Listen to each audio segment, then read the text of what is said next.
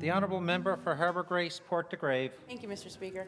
It's certainly a privilege and an honour to stand, of course, to the and speak to the amendments to the Emergency 911 Act, the Emergency Service Act, and the Fire Protection Services Act. To answer my honourable colleague, the only staff lost there were no staff, just the Deputy Minister and the ADM, and so that's what we understand. In fact, it is indeed a pleasure to speak to this, and I would like to highlight. Actually, there's a couple of points and highlights that I would like to elaborate on. And of course, as we know, FES is now with the Fire, Emergency and Corporate Services branch. And this new structure will focus services related to financial support and assistance for emergency management and fire protection services. Also, another highlight is this move provides an opportunity for staff within the department, including FES staff, to work even closer together and coordinate efforts that benefit all municipalities, local service districts, and their residents. And I think this is the key word here, municipalities, and of course, local service districts and residents, because as we know, many of our first responders and our volunteer firefighters are volunteers, of course, within our municipalities.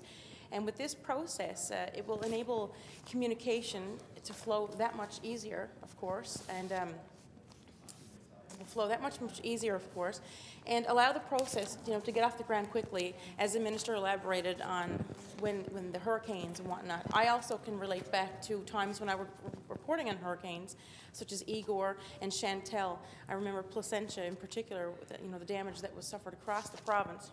But it is important, of course, and for example, mayors and councillors, they know what our volunteer firefighters and first responders will need.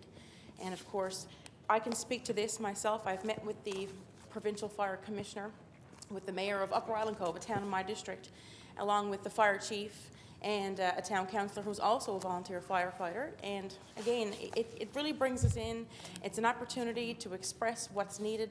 And these volunteer firefighters, they deserve the best. Those are the people who come out to, when we seek shelter from danger and fire, it's those volunteers that go out there, of course, and do that work. And also, it enables municipalities to work closely together. And I can talk about a time, I'll use the example to when the incidents with Spaniards Bay, as we know, in this past year with the volunteer fire department there. Well, because of that close relationship within the municipalities, Upper Island Cove was able to step up, as was the town of Bay Roberts, and their volunteer firefighters could come together. So again, I think I look forward to the cooperation of all members on this. This is certainly a no-brainer on this. So with that, Mr. Speaker, I will take my seat, and I again look forward to this cooperation. Thank you.